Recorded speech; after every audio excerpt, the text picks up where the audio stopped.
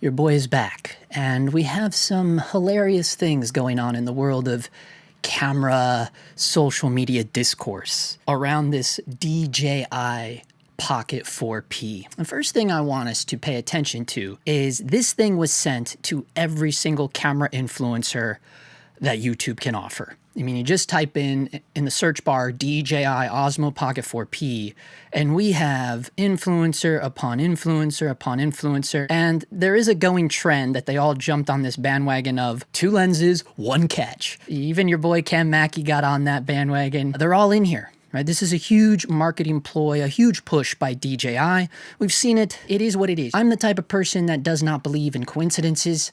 I full-heartedly believe that using the Sony FX3 on the Creator was a complete marketing ploy by Sony, just as much as I believe using the DJI 4D on adolescents was a complete marketing ploy by DJI. And here we see it in action again. This is all marketing. You see here Kai W, 2 lenses, 1 catch. You see on Cam's thumbnail, but there's a catch. You know what I mean? Like they all leaned into that. This can't be real. And it kind of stems from this thing that CineD put out. DJI Osmo Pocket 4P lab test, rolling shutter dynamic range and exposure latitude.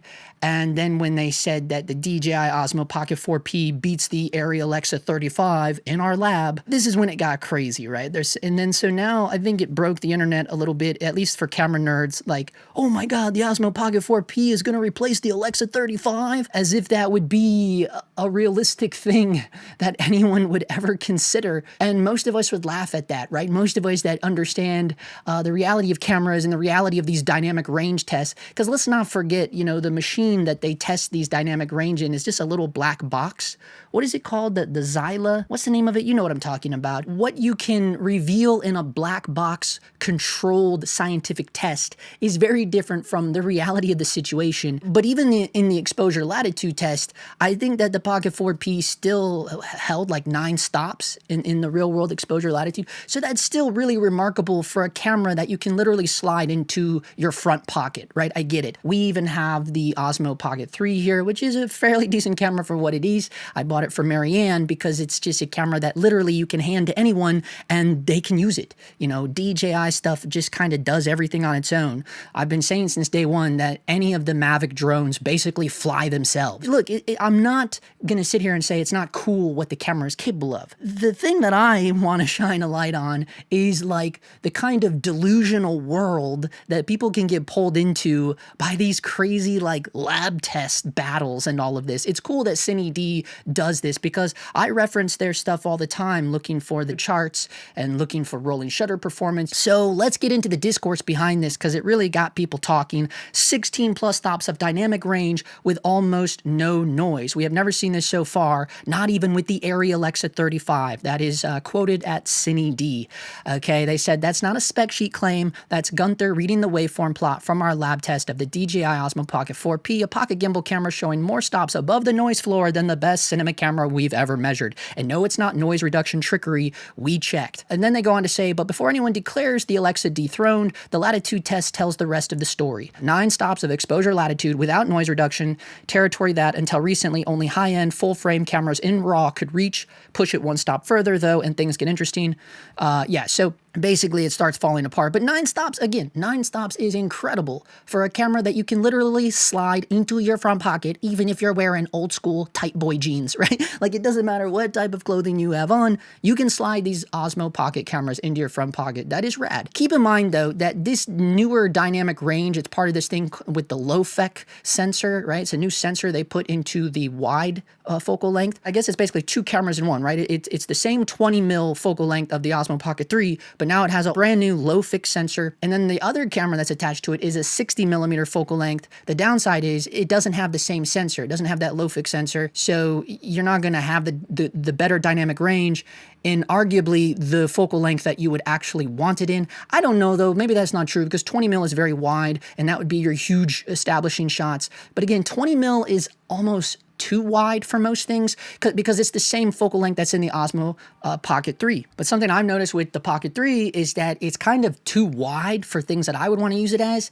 but yet too narrow to use as like a true vlogging camera. So to me, 20 mil is a really weird focal length. I think it's a little bit of a bummer that they couldn't have the LOFIC sensor in both the 20 mil and the 60 mil. But let's get on with this because I really wanted to see what people are saying about it. The Reddit forums are going insane on this. DJI Osmo 4P lab tested by CineD. Apparently 17 stops of dynamic range, better than ARRI Alexa. How is this possible? Again, it's a black box. Remember when the OG Komodo first launched 6 years ago now? Holy shit. Yeah, in 2020, the OG Komodo was launched and everybody was kind of like, you know, battling, arguing against the dynamic range tests that they did at Red Digital Cinema Studios with the Komodo. And it's kind of the same thing, you know, like the technical scientific stops you can get in a controlled box environment are very, very different from, hey, let's take the camera outside and push it to its limit, right? So that's where that 17 dramatically drops to 9 in real world use, right? But still, 9 is pretty damn good, you know, all things considered, especially the size of the camera. They're also talking about some of the roll and shutter performance. The wide camera in D-Log 2 clocks a solid but not exceptional 11 milliseconds, also at the higher 60 frames per second mode, so that's pretty damn good. This is even better. The mid tele camera in D-Log, the 60 mil focal length is a bit faster and is only 9.4 milliseconds. Damn, that is crazy. So again, it's like, why was the better sensor not put in the better camera, you know, the 60 mil camera? Very interesting there. How are people still talking about dynamic range in 2026? Having every area of your image visible is like the worst thing that could happen to your visuals. It does make you think about like HDR. Look, I think that's like a crazy thing. Having every area of your image visible, he's calling it that the worst thing that could happen? Yeah, exactly. This guy had it right. I think the point is you simply have more control in post. It's not really about like everything must be visible. My take on that, I read that and I go, wow, I would love to see stuff that this guy puts out, exploring space _ because it's like, it makes me feel like, is he just letting shit blow out, or is he just letting shit completely crush into purple madness? Like, what is he doing over there where he doesn't think that dynamic range is a, look, I get it. I kind of understand both sides of it though, right? Because it is like, yo, this whole argument of this crazy thing with these DJI Pocket 4P tests kind of reveals the reality of like, this shit doesn't even matter anymore. It's getting to the point now where these dynamic range numbers are becoming the equivalent of amount of megapixels. It's an interesting thing to sit back and watch and see like, yeah, man, like this is all like this is turning into more like marketing bullshit, but it's still only 9 stops realistically. You know what I'm saying? Which again, it's awesome. It's amazing for a camera that looks like this, right? Now keep that in mind too. In what universe, like what has happened to us where a camera that looks like this is being compared to a camera that looks like a ARRI Alexa 35, right? Like what the fuck is happening in the universe right now? Like why would you even fathom comparing those two cameras? But this is where we are right now, you know? And I think it's because, well, CineD's like, hey man, we got the technology, we got the machines to do it. Yeah, of course it makes sense that they would do it with every camera that passes through their building, right? Like it totally makes sense. It's fun, it's cool. But at the same time, like when I see this, my initial thought when I read a headline like this about a little camera like this, I go, wow, that's cute. That's a novelty, right? To me, that's a novelty. I'm not like so gung-ho that I'm going on Reddit saying like, how is this possible? We don't need the ARRI Alexa 35 anymore. And it just seems like fucking insanity, man. It's like people have lost their minds. Like this thing, it could never do anything what an ARRI Alexa 35 can do. Just on ergonomics and logistics alone, you know, like the practicality of it. This thing is designed to go in the front pocket of a woman going to a fucking Beyonce concert. You know what I'm saying? Like that's what these cameras are, you know, quite honestly. Look, I'm all for all these influencers, you know, getting paid to show their beautiful cinematic shots of Mexico City. Congratulations. But again, like the camera is doing everything for them. I know it's not color grading the footage. I know there's people out there that are very talented in color grading. And I know there's people out there that are very talented in composition and framing. I get it, right? But it's also like a fully automatic machine. Hyping up a camera like this is the equivalent of hyping up a new iPhone. Like it's fucking ridiculous in my opinion. But I think also why the reason to want to hype it up if you are a camera nerd is because it is exciting to see that that technology is existing in such a small little tiny device.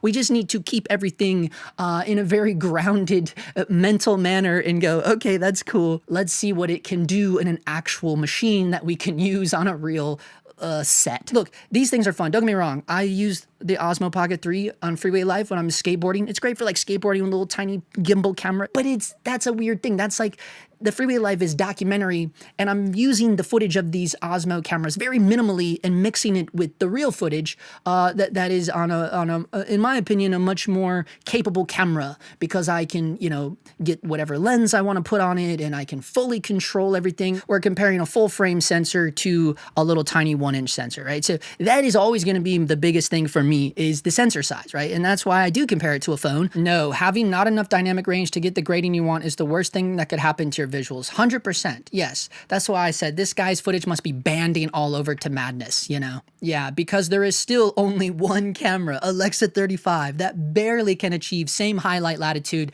than typical analog film. 100%. There it is. Case closed. Mic drop there from this person right here. These buttery, smooth, almost endless highlight fall-offs of film are literally cornerstone what is known as the film look. As someone that shoots film daily, again, you can see that over on the Freeway Live. Yes, man, 100%. That is ultimately what you're after. The way that analog handles highlights is just mind-blowing. And I know that sounds very generic and cliche, but honestly, like, the first time you jump to film, you're just like, whoa, dude, this is gnarly. Now, the flip side to that is the underexposure is not going to help you as much as the digital, right? Digital is supreme of underexposure, right? So it's kind of the opposite. This is also the biggest problem with Japanese engineers, especially ones from Sony, who just cannot grasp difference with mathematically correct image and artistic expression using camera system. Well, that's because it's two different types of people. This is the whole thing where we talk about influencer versus real filmmakers or real YouTubers. It's the same shit of like, well, do you want to sell me something, or do you just want to present some weird art? You know what I'm saying? Again, another reason why I started my other channel, because I don't ever talk gear over there. It's just me and my weird art, right? So that's always going to be a difference. The problem is obviously why so many of these camera people become influencers is because that's the only way they can continue to survive as a full-time YouTuber, right?